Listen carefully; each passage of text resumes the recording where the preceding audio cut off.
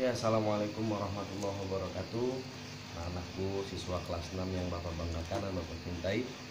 Eh, Kita mulai pembelajaran pertama PAI kita bersama Pak Dayat. Ya, kita mulai dengan membaca basmalah bersama. Bismillahirrahmanirrahim. Mudah-mudahan dan diberikan kepahaman oleh Allah Subhanahu wa taala. Baik, pembelajaran pertama PAI kita di kelas 6 ini kita akan membahas tentang makna surah Al-Kafirun, kemudian surah Al-Maidah ayat 2 dan 3, kemudian surah Al-Hujurat ayat 12 dan 13. Oke, kita mulai pembahasan yang pertama ya. Pembahasan yang pertama ada di halaman 3 tentang surah Al-Kafirun ya, kalian pasti sudah tahu surah Al-Kafirun terdiri dari beberapa ayat ya, terdiri dari 6 ayat. Kemudian surah Al-Kafirun itu juga surah Makkiyah ya, yang berarti surah yang diturunkan ketika Nabi Muhammad masih berada di kota Mekah, dalam artian sebelum hijrah ya, sebelum hijrah ke Madinah. Ada yang mengatakan seperti itu. Dan surah Al-Kafirun itu adalah surah dalam Al-Quran yang memiliki urutan yang ke-109 ya dalam Al-Quran. Nah, di sini dijelaskan. Nah, Bapak persingkat, kita akan langsung masuk kepada isi pokok ya, kandungan surah Al-Kafirun ya. Dalam surah Al-Kafirun menjelaskan tentang apa saja. Nah, nanti akan kita bahas di sini. Kalian bisa lihat di halaman 4 ya, di halaman 4 di buku PAI kalian. Yang pertama, jadi dalam surah Al-Kafirun itu ya, itu di sini menjelaskan tentang bagaimana cara Nabi Muhammad SAW bersikap menghadapi perbedaan keyakinan pada saat itu. Jadi orang Islam ya, kemudian di kota Mekah juga ada orang kafir ya, atau non muslim ya, kafir Quraisy, hidup berdampingan. Bagaimana caranya nih ya agar bisa tetap terjaga kondusif gitu kan.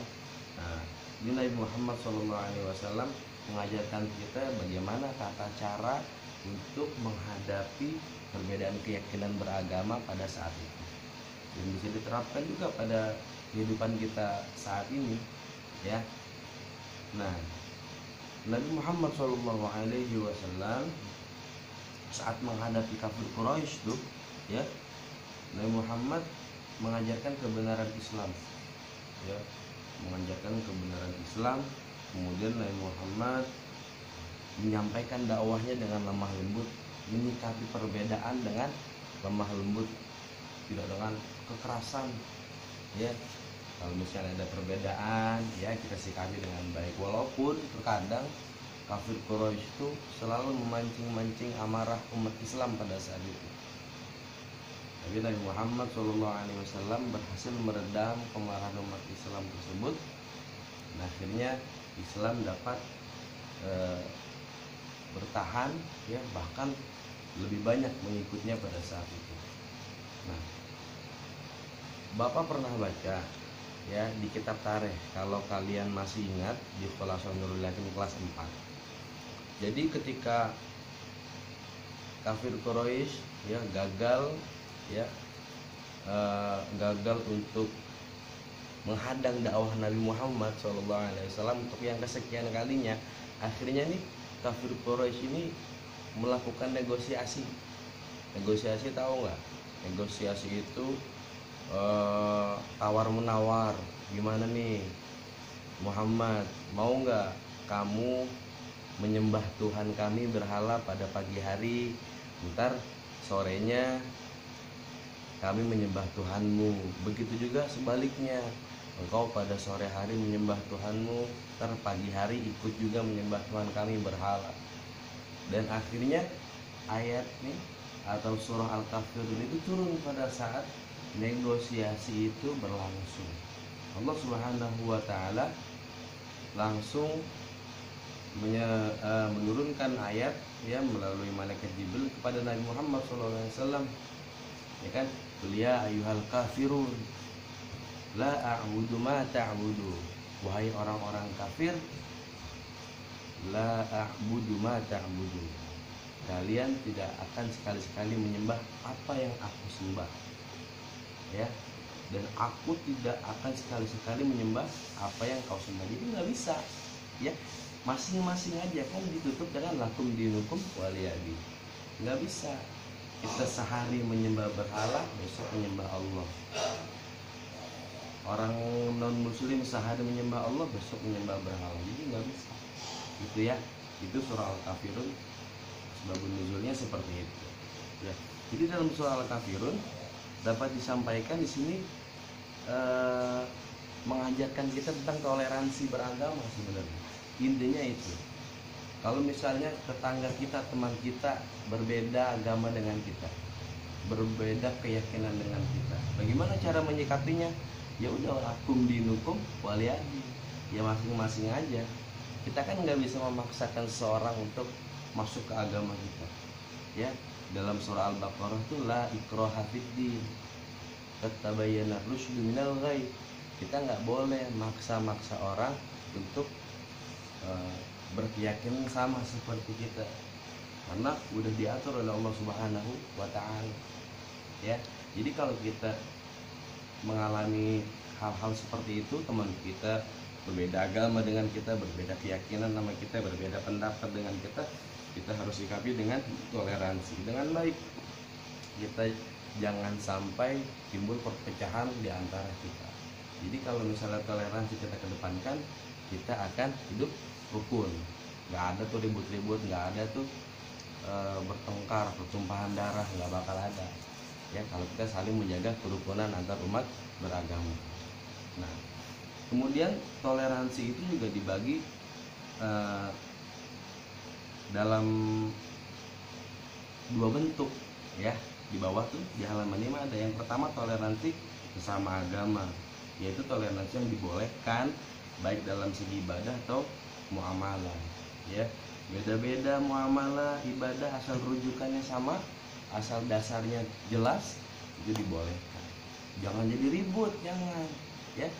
Nabinya sama, ya, Tuhannya sama, ya kan, ya udah, kitabnya sama, cuman caranya aja yang berbeda, karena masing-masing punya pandangan tersendiri, punya jalan tersendiri. Dapat contohkan, misalnya kita mau ke Kebayoran, ya, lewat Asirat bisa, lewat Cidodol bisa, lewat Jalan Panjang Haji Soleh bisa juga. Intinya kemana? Ke Kebayoran. Walaupun beda-beda jalan menuju ke Kebayoran, kami sampai ke Kebayoran sampai, ya. Jadi jangan dibuat. Intinya menuju kepada Allah Subhanahu wa taala dalam batasan yang jelas, gitu ya. Jangan ngasrah, mau ke Kebayoran arahnya ke Roblong, ya nggak ketemu, ya kan. Mau ke Kebayoran arahnya ke Joglo, ya nggak ketemu, ya kan. Nggak bakal nyampe ke Kebayoran. Kalau nyampe muter ke Ciledug, jauh, ya kan.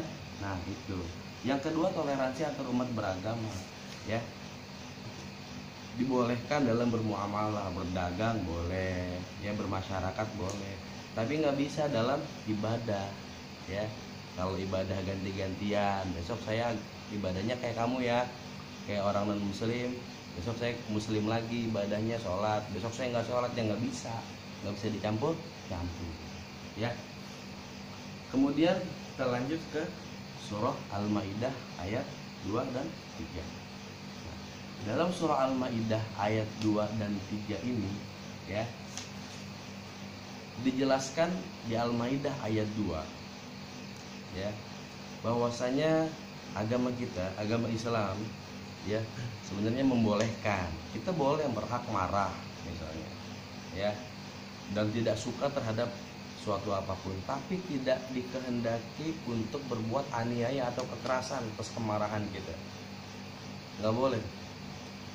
Benci boleh, tapi sekedarnya saja, ya. Jangan berlebihan, apalagi sampai menumpahkan darah. Itu namanya perbuatan aniaya dan dilarang oleh Allah Subhanahu wa taala. Bagusnya kita saling memaafkan. Kita benci terhadap sesuatu, kita benci sama teman kita, ya udahlah kita maafkan aja. Itu yang lebih mulia. Ya, kebaikannya akan kembali kepada kita. Jadi kalau ada benci-benci sama sesuatu hal, ya udahlah maafkan gitu ya. Jangan terlalu diikuti kemarahannya, jadi nanti jadi ribut ya, jadi berbuat zalim sama orang ya, jadi berkelahi sama orang, jadi sampai saling bunuh. Itu kacau. Jadi nggak boleh. Dalam surah Al-Maidah ayat 2 itu kita boleh marah tapi tidak dikehendaki berbuat aniaya, berbuat kekerasan, berbuat kezaliman ya. Kemudian di sini isi kandungan Al-Maidah ayat 2 juga dijelaskan, Islam juga menetapkan ya agar orang-orang beriman itu saling ta'awanu, saling tolong-menolong dalam berbuat baik. Tapi tidak dianjurkan tolong-menolong dalam berbuat jahat atau keburukan. Gotong royong dalam kebaikan boleh, sangat dianjurkan oleh Islam. Tapi gotong royong dalam berbuat kejahatan nggak boleh. Ya, nggak boleh. Misalnya kita mau contoh nih ya, contoh pengen ngepesin sepeda orang, ya udah kamu ambil sepedanya, harusnya kempesin, cari tempat sepi, itu nggak boleh. Atau ngerjain temennya, ngebully temennya, berkelompok, ya saling bekerja sama untuk menjatuhkan derajat orang, itu ngata-ngatain orang, ngebully orang, melakukan kekerasan, nggak dianjurkan, tidak dibolehkan bahkan dalam Islam di surah Al-Maidah ayat 2. Jadi nggak boleh tuh bully-bully, ngata-ngatain orang, apalagi ngata-ngatain orang tua, nggak boleh. Kemudian yang ketiga ya, di sini diajarkan untuk bersikap simpati. Simpati itu apa sih? Simpati itu adalah keikutsertaan hati ya terhadap suatu keadaan. Misalnya orang senang kita ikut senang, orang susah kita ikut merasa susah, orang sedih kita ikut merasa sedih.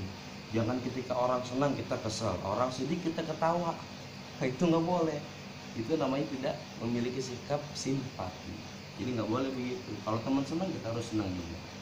Di Al-Maidah ayat 3 dijelaskan bahwasanya kita dihadapkan dengan ada beberapa makanan ya yang tidak dibolehkan untuk dimakan oleh Allah Subhanahu wa taala. Makanan apa aja tuh, hidangan apa aja tuh yang tidak dibolehkan oleh Allah Subhanahu wa taala di Al-Maidah ayat 3. Yang pertama ya, memakan bangkai ya, kecuali bangkai ikan dan belalang ya, itu. Kemudian darah, nggak boleh makan darah ya, atau enggak minum darah, karena diharamkan oleh Allah Subhanahu wa taala. Memakan daging babi haram, banyak mudorotnya, banyak tidak bagusnya. Dari segi kedokteran juga tidak bagus. Yang keempat, memakan daging hewan yang disembelih atas nama selain Allah. Sembelihannya ini ditujukan untuk berhala atau menyembelih hewan tidak menyebut nama Allah Subhanahu wa taala, nggak pakai bismillah, motong-motong aja udah, itu haram. Nggak boleh ya. Kemudian memakan binatang-binatang yang haram untuk dimakan menurut Al-Qur'an. Kemudian ayat 3 di surah Al-Maidah ini juga menjelaskan bahwasanya kita nih sebagai manusia nggak boleh mengundi nasib, main judi ya, nggak boleh tuh mengharapkan sesuatu dari hal-hal yang tidak jelas, nggak boleh ya. Kita juga diajarkan tidak boleh putus asa dari rahmat Allah. Ketika kita gagal melakukan sesuatu, ya kita coba lagi ya, gagal coba lagi, nggak boleh putus asa. Udah pasrah, usaha aja belum, baru sekali, nggak mau mengulang lagi, itu nggak boleh. Ujian dapat nilai jelek yang pertama, nggak mau usaha di ujian yang kedua agar nilai bagus, nggak boleh. Harus berusaha, nggak boleh putus asa dari rahmat Allah. Usaha dan doa itu harus, apalagi kalian kelas 6 ya, harus usahanya yang keras, doanya juga harus lebih keras lagi. Jangan lupa minta doa kepada orang tua agar semuanya ujiannya dimudahkan oleh Allah Subhanahu wa taala. Ya, jika kita menghadapi kesulitan, ya, kita hanya minta kepada Allah Subhanahu wa taala agar semuanya dimudahkan oleh Allah Subhanahu wa taala. Perbaiki hubungan kita dengan orang tua kita agar diridhoi oleh orang tua kita. Kalau kita diridhoi, disenangi oleh orang tua kita, Allah Subhanahu wa taala pun otomatis akan meridhoi kita. Ya, tolong dipahami ini kelas 6. Kemudian kita pindah ke surah Al-Hujurat ayat 12 dan 13. Apa aja sih yang ada di surah Al-Hujurat ayat 12 dan 13? Di Al-Hujurat ayat 12, ya, di sini Allah Subhanahu wa taala memberikan peringatan, ya, dan melarang orang yang beriman untuk berburuk sangka, suuzon, ya, mencari kesalahan orang lain juga nggak boleh, ya, terus menggunjing orang nggak boleh, ya, ngomongin orangnya nggak tahu, ya, riba tuh, ya, mengorek-ngorek kesalahan orang lain nggak boleh, tidak dibolehkan dalam agama Islam. Ini ada di surah Al-Hujurat ayat ke-12. Allah Subhanahu wa taala mengumpamakan, ya, menyamakan orang yang suka menggunjing, yang suka mengorek-ngorek kesalahan yang dimiliki oleh saudaranya sesama muslim itu bagaikan orang, ya, yang sedang memakan bangkai saudaranya sendiri. Bayangin tuh, makan bangkai saudaranya meninggal, bangkainya kita makan gitu, jijik nggak? Jijik, ya. Tuh orang yang suka ngorek-ngorek kesalahan orang lain tuh begitu. Kesalahan orang udah ditutup-tutupin oleh Allah, ini korek-korek, diomongin ke orang, dicari-cari kesalahannya, nggak boleh. Itu kayak diumpamakan oleh Allah kayak orang yang tega makan bangkai saudaranya sendiri. Jijik ya, jangan, itu hina banget tuh, ya, dihinakan oleh Allah Subhanahu wa taala orang seperti itu. Mudah-mudahan kita nggak seperti itu, ya. Ya. Kemudian yang ketiga, Allah Subhanahu wa taala memerintahkan kita untuk bertakwa, ya, kepada Allah Subhanahu wa taala, ya. Kemudian anak sekalian kelas 6 di surah Al-Hujurat ayat 13, ya, kita dijelaskan bahwasanya tidak ada yang membedakan kedudukan bagi manusia, mau kulitnya hitam, kulitnya putih, mau kaya, mau miskin, nggak ada tuh, semuanya sama di mata Allah Subhanahu wa taala. Terus yang membedakannya apa, Pak Dayat? Yang membedakannya apa? Yang membedakan manusia adalah ketakwaannya kepada Allah Subhanahu wa taala. Kalau orang tidak mampu tapi takwanya kepada Allah tinggi, dia yang akan memiliki kedudukan tinggi di sisi Allah. Tapi ada orang kaya, ketakwaannya kepada Allah, rasa takutnya kepada Allah itu rendah, dia akan mendapatkan kedudukan yang rendah di sisi Allah Subhanahu wa taala. Ya, jadi itu yang bisa Bapak jelaskan. Mudah-mudahan bisa dipahami untuk pembelajaran PAI pada pertemuan pertama kita ini. Oke, mudah-mudahan kita semua diberikan kepahaman oleh Allah Subhanahu wa taala, diberikan kesehatan dan dijauhkan daripada segala mara bahaya. Baik, sampai sini kita sudahi, kita tutup dengan hamdalah. Alhamdulillahirabbil alamin. Sampai ketemu di pertemuan selanjutnya. Assalamualaikum warahmatullahi wabarakatuh.